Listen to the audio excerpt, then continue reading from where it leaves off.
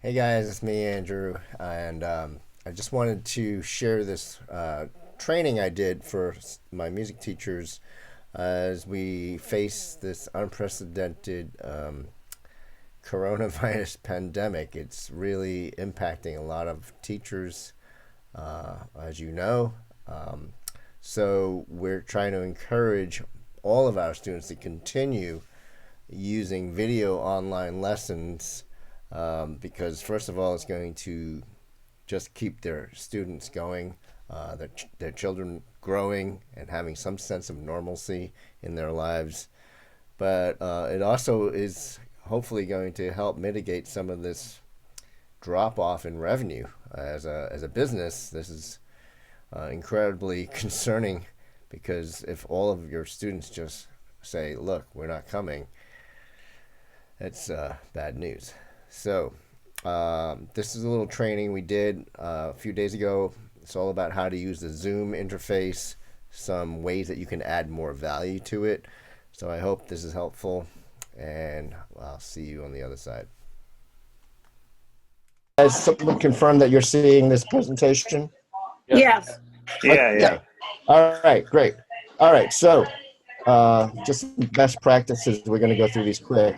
So we actually can have more value in some ways with the video lessons, and I want to go through some of these opportunities. So we have the ability to zoom in on our hands for close-ups, for technical stuff. Um, you know what? Could you guys mute yourself for a minute and just unmute when you have a question? Okay. That would be helpful. Thanks. So zooming in for close-ups. We can also record these lessons. I'll show you how to do that. And then we can share them and they can be shared with their family and even remote relatives. We can actually screen share the sheet music. I'll show you how to do that. We can also incorporate YouTube videos into our lessons while we're actually there on the call. And we can even use multiple camera angles if you have multiple devices. So this is kind of something they've been calling the flipped classroom model for a while. What that means is that you can actually prepare a lesson in advance even and record a very clean lesson and then share that with them with a specific assignment. And then in the live lesson, you can actually focus on the questions, the technical stuff, and any other issues they're having. So an example is this, that you can actually, whoops, someone's feeding back there. Can you That's guys, me. I'm all sorry. right, can you mute yourself for a minute? I And did. I'll, Wait. all right, mute the other one too. Okay, so in here's an example of a flipped classroom example. Like I can record a short video of the song, demonstrating it perfectly, or as perfectly as I can play it. And then I can go into slow motion and say, okay, here's the A section. Let's just talk about this. And here's, look at how the left hand is doing this, and then the right hand is doing this, whatever. Explain those technical issues, and then say, look, I want you to practice this 3 times before our lesson so that by the time we get on the lesson, we're just kind of shaping and refining instead of like a completely new thing. So it just requires a little bit more prep work in advance. Of course, you can also just send them the sheet music as a PDF or something in advance. But I want to also show you guys how I'm doing this with the Zoom interface. So let's interface. So on this side, on the bottom left, there's a mute, unmute, and mute. Because I'm recording this in a different software, it doesn't matter. But because you might want to change your microphone settings, I have a fancy mic hooked up right now. And then video, you can change your video settings. I have a Logitech webcam on top of my monitor, or you could just use your basic FaceTime camera built in if you have a Mac, right? So on the bottom here, you have the share button for sharing your window. I'll show that in a minute. Invite. This is how you can copy the URL of your meeting, right? Or you can copy a full invitation, or you can actually even send out an invitation. Excuse me. So if I copy the URL, I can paste it and send it via email or text message. Managing participants, this can show you who's in the meeting, right? So if you have multiple participants here, you can then mute and unmute them or turn on their video or whatever. Polling is actually, you can ask questions if you have a group lesson going on, and people can answer those questions there. Sharing, this is where you can share something on your desktop. So if I wanted to say, okay, I want to share, so this, we can both, the teacher and the student can see the same thing at the same time, right? Okay, so here's a chat window.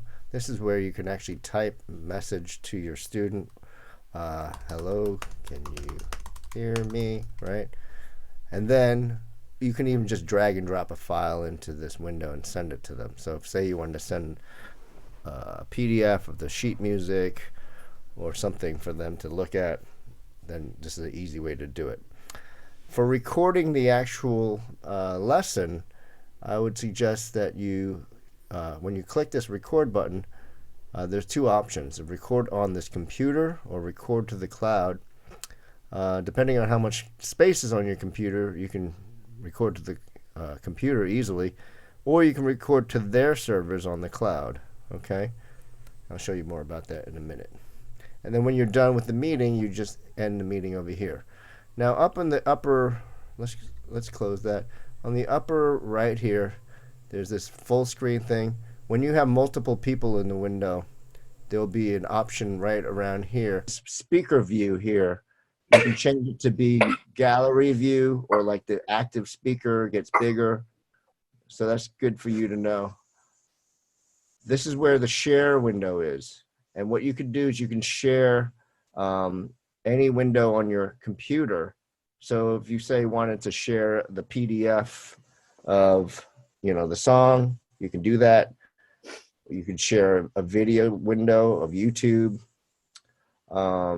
Managing participants, you might not have to do this, but say you wanted to have the child stop looking at themselves, you can turn off their video right here. So this control panel is what I see from the computer view. The iPhone and the tablet view may be a little bit different, but there's definitely going to be a share, and there's going to be video settings over here, and your mute settings here. So the most important thing that I want to show you is that there's a button for recording here. Now I can't show you that when you actually go to click record, there's a option for record to the cloud or your personal device. You should record to the cloud because it's on their servers, and then after the call you can download it, and I'll show you where to put it. The call recordings, they have a limit on how much you can keep, so you will eventually just start deleting the old ones. All right, so, and here's a chat, and that chat is something you can actually say send a link to, or you can, if you can't hear them, you can say hi and you make sure they're hearing you. Anybody have any questions on this interface? No? Okay. I think it's fine. Yeah. Okay. Thank you for acknowledging me. Okay.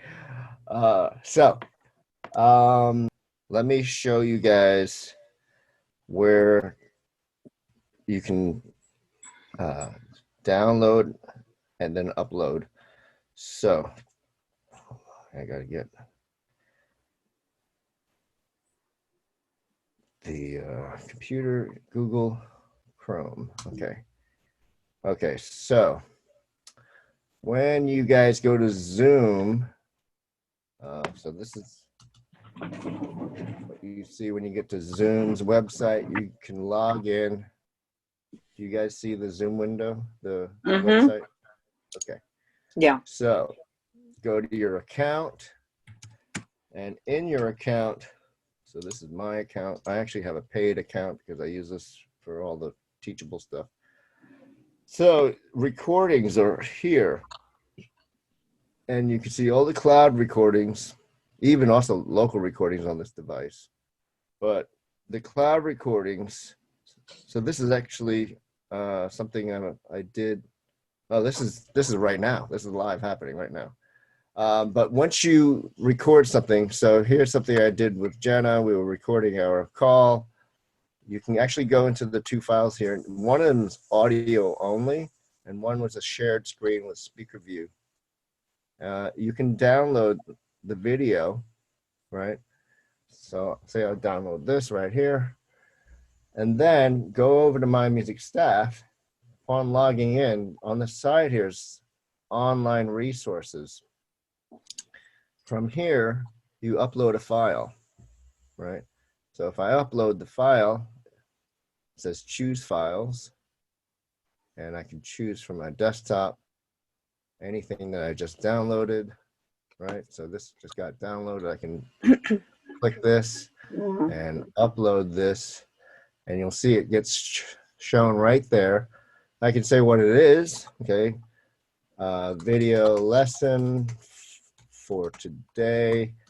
And then you can assign it to the specific student. So say this was for Addison, right? Then, or if you want the whole group of students having the same access, maybe you pre-recorded a song that several students are working on, you can do that too. And then you want to make sure that you allow the student to view and download this, but also you want to email and let them know that this is there for them. And then you're going to hit save, and it's going to go out as an automatic email with the link to this video. And this is all within My Music Staff. So you can see in the past, I think I was the only one using this. So there's some old ones in here. I don't know if you guys can see this or it's just me. Yeah, we can see it. Okay. Yeah. So it's interesting to see that I actually uploaded something. Did someone download their own file 500 times? Yeah, it looks like that. But maybe what it is that they just watched it there 500 times, you know? And you can see I gave this for Ava. She never even downloaded it. So, oh well. So this fits right in with your student profile stuff. Okay, so now I want to show you guys something about. Okay, so let's talk about prepping for video lessons. There's a bit more actual prepping in advance because you gotta really have all your materials right there ready to send to your student. Ideally, you can even send them a PDF or a photo of the new lesson music in advance, or if you actually know they have a book and you know the next page they're on, you can tell them, okay, let's look at the next song in that book. Having the sheet music on your own device can also be a useful thing so that you can screen share. And of course, you want to tell them to install Zoom in advance. You will have to have it in advance as well because you want to share your link. That link that is actually in your account. So here's some caveats for using video. Make sure you have power for your device or plug it in. You want to check yourself in the mirror and check that your lighting is not all from the back. You want to make sure it's even. Side lighting and front lighting is best. Also make sure that the background of your video is not distracting or full of some kind of clutter. I actually use a backdrop behind me when I'm doing video. Also, don't skip your time of checking in with them. You know, you're still trying to build rapport with your students. It's the #1 thing that we talk about in the Music Color core curriculum. The first part of the instinctual learning is having rapport, trust, right? So here's an example of a 30-minute structure for your video lesson. The first bit, you're going to just check in with them. How you doing? Oh, let me see. I never saw your house before, maybe, because I usually have my students come to me, or maybe they're hunkered down somewhere else and you want to see where they are. It's kind of fun to see people's environments and just see how they're doing. And then you want to check in on some previous material they have been working on, have them play it for you, have them put the camera so that you can see their hands and hear them. Zoom is pretty high quality, so it's pretty good for checking in on them. And then when you're presenting new material, you can actually, this is where you might want to actually record yourself either in advance or actually right then and there. And then just record that little bit that you're going to share with them later so they can review that little bit. And then make sure that the last part of your lesson is always reviewing what your assignment is, what they're going to be working on for next week. So when you're getting ready to share your recording, basically, if you have recorded the cloud, you can go into your Zoom settings. I'll show you that in a minute. And then download it and upload it into My Music Staff, as our school uses My Music Staff, and all of my clients, I recommend them to be doing that. There's a spot that you can actually upload it to for online resources. And there's also a way to send a notification email to that student. I'll show you that in a minute.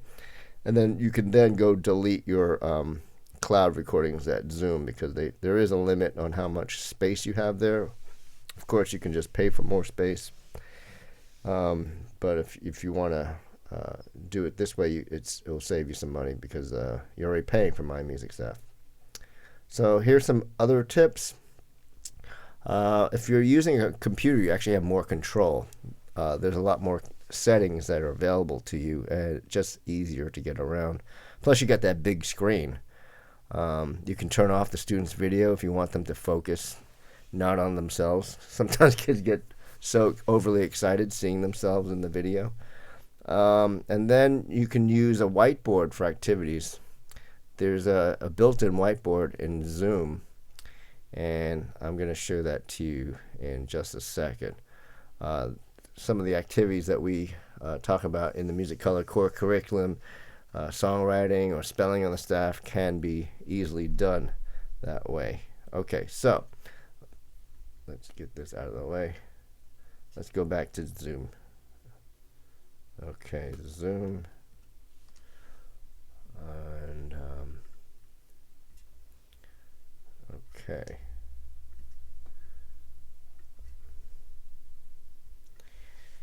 Okay, so I'm going. So in Zoom, there is a built-in whiteboard. You get it by going to Share, and you go and find this one that says Whiteboard, and there's also the ability to actually share what's on your iPhone and iPad via AirPlay or via cable. This is very powerful stuff. So let's see this whiteboard.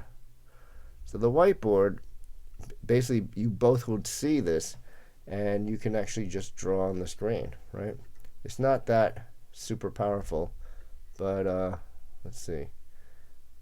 What can we do here? You can actually have different types of drawing tools. Here's my eraser. Oops. How come that's not working? I can change colors, right? So using the Music Color method, we can actually draw out. So say we were actually talking about writing a song, and then we can actually say, okay, this is we're going to do red, and we're jumping to yellow, right? So all kinds of things you can do with this little whiteboard, and I can clear the screen, clear all screen, okay? You can also write in stuff with a text. Whoops, doesn't seem to be working right now. All right, it might be because I'm demoing this without actually someone on the call. All right, so that's your whiteboard, found in the share screen right there, okay? Cool. Actually spotlight this recording. So this is my iPhone, right? So I'm like, hey, how are you? Whoops. I unmute. Let me mute the other one. I'm feeding back.